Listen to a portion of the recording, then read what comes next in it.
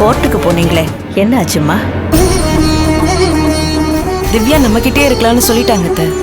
இனிமே எந்த பிரச்சனையும் இல்லை. சந்தோஷம்மா, ஒரு வழியா பிரச்சனை முடிஞ்சது. கற்பகம் இப்பதான் நிம்மதியா இருப்பா. பாவம் அவர்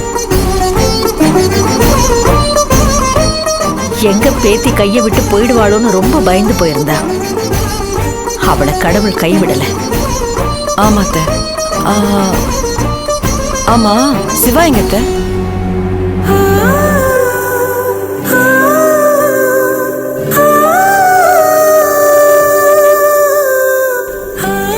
இல்ல, அவரை வீட்டுக்கு கூட்டிட்டு வந்தேன்னு சொன்னீங்கல்ல, எங்க அவரு?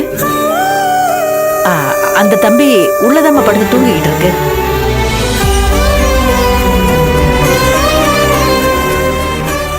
நான் கொஞ்சம் அவரை பார்க்கணும் அத்தை. அம்மா வினோ, அந்த தம்பி இப்ப நீ பார்க்க வேண்டாமா?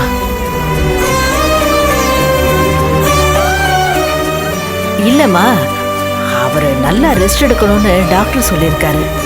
அதுக்காகத்தான் எந்த தொந்தரவும் இருக்கக்கூடாதுன்னு கதவை மூடி வச்சிருக்கேன். அந்த தம்பி முழுசா குணமான பிறகு பாருமா, இப்ப வேண்டாம். அத்தை, அவருக்கு ஒன்றும் இல்ல, அவர் நல்லா தானே இருக்காரு. அதெல்லாம் ஒண்ணும் இல்ல, எல்லாம் சரியாயிடும். சரி சரி, நீங்க முதல்ல உட்காருங்க. இல்ல பரவாயில்ல சார், நீங்க 2 பேரும் அம்மா காலில் விழுந்து ஆசீர்வாதம் வாங்கிக்கோங்க.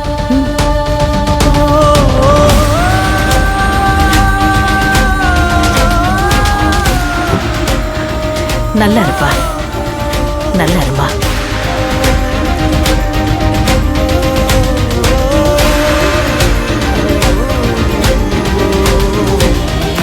எது எப்படியோ, நாங்க உங்களை சேர்த்து வைக்கிறதுக்கு எவ்வளவுதான் முயற்சி பண்ணாலும் கடைசியில விதிதான் உங்களை சேர்த்து வச்சிருக்கு.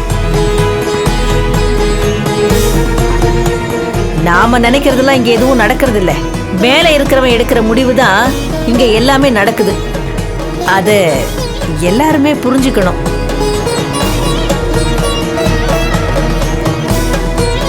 வினோ, இந்த வாழ்க்கையாவது உனக்கு முழுமையான சந்தோஷத்தை கொடுக்கட்டும்.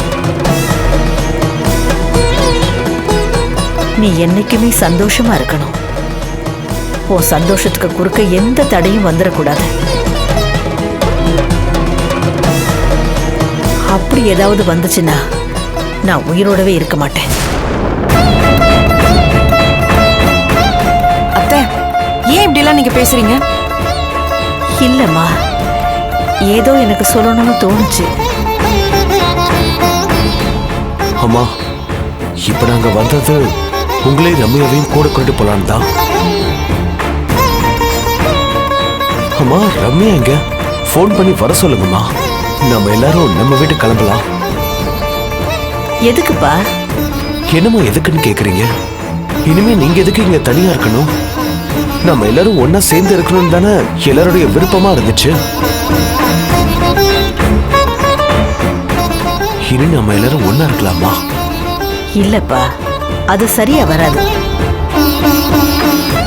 இல்லம்மா, எனக்கு புரியல. இல்ல தம்பி, நான் இங்கேயே தான் இருக்க போறேன். அது மட்டும் இல்ல, நானும் ஒரு முடிவு எடுத்திருக்கேன்.